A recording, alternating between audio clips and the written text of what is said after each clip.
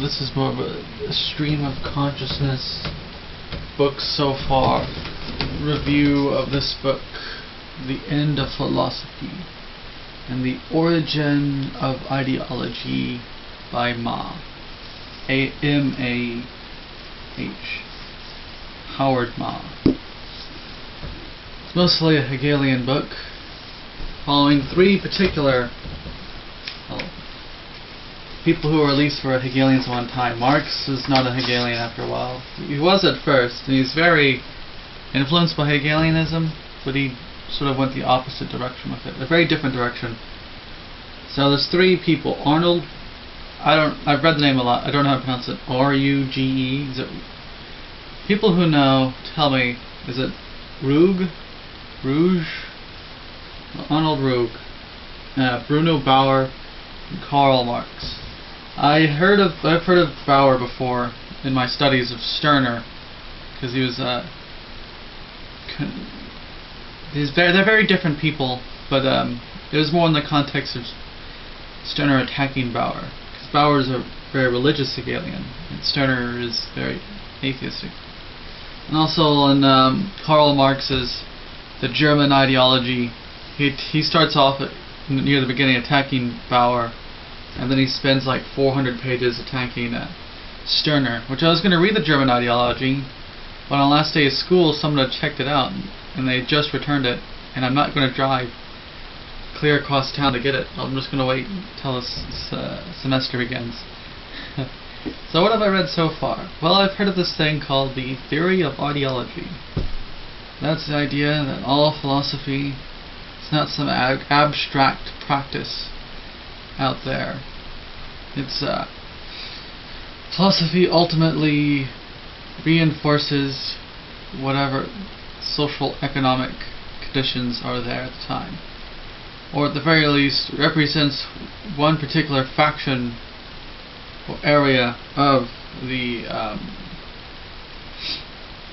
social economic situations at the time. So I guess for Marxism, they're not an abstract philosophic system.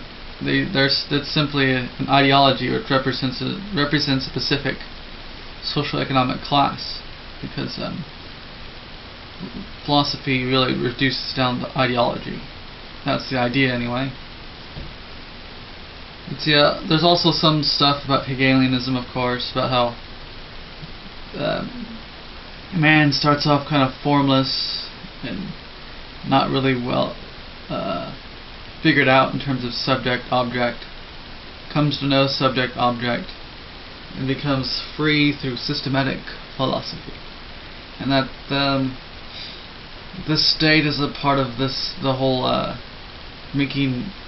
he's kind of statist. Well, he's totally statist, Hegelianism, but the state allows people to view themselves as part of a higher order, and there's three classes: the laboring class, the business class, and the universal class. The universal class is the government agents, and this is supposed to be the best class. Anyway, there was also some history with Hegelianism. If any of you know the history or read anything about it, this would be nothing new. But if you don't know the history of Hegelianism, well, here it is. He thought that the Prussian Protestant Lutheran state was like the best embodiment of everything. It was where it's at. Which you thinking of talking about Stirner again. Stirner talks of this too. There's the ancients, and then there's like a middle period, and then the moderns.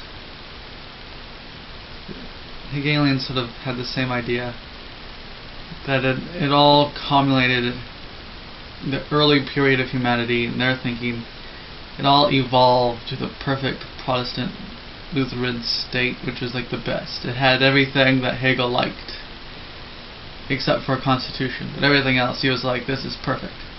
The end of history. No more need to evolve. Well, that proved to be premature, because eventually a king, Friedrich IV, took over Prussia and started repressing and kicking out Hegelians from universities and started to kill Hegelianism. Oops. Because at first Hegel was all like, yeah, Lutheran German Church state, awesome. So the state in that area was like, oh, cool, here's a bunch of money and appointments, Hegel. But then the state had a conservative romantic take over. And apparently the romantics were very, very screw Hegelianism. So it didn't do so well for them. So anyway, yeah, after that, the followers of Hegel split into two camps. The conservative Hegelians, who still hold that the German state, the Prussian state at the time, was awesome, and that Christianity was awesome and fitting into Hegelianism well. I mean awesome, I don't mean like in the slang sense, awesome as in like awe-inspiring awesome. Like, wow. It's seen as the perfect evolution of humanity. But I think the young Hegelians, the left Hegelians, had a different idea, that it's always evolving. Humanity is always evolving, and always getting better, and in fact, they argue that Christianity wasn't compatible with Hegelianism, because Hegelianism didn't have a stereotypical Christian view of God. God was more of a evolving spirit in man. That's why the humanism of the young Hegelians sort of started to come into being.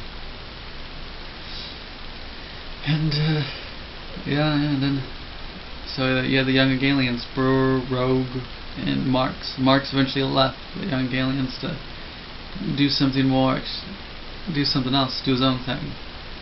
I'm only like 40 pages into it, so that's the highlights of it so far. Sorry if this has been kind of ranty. I do that sometimes. When I finish the Bauer chapter, which is next, I'll try to make another video. I have a bunch of videos on my hard drive, so expect videos to come in the future for sure. That's all. Bye.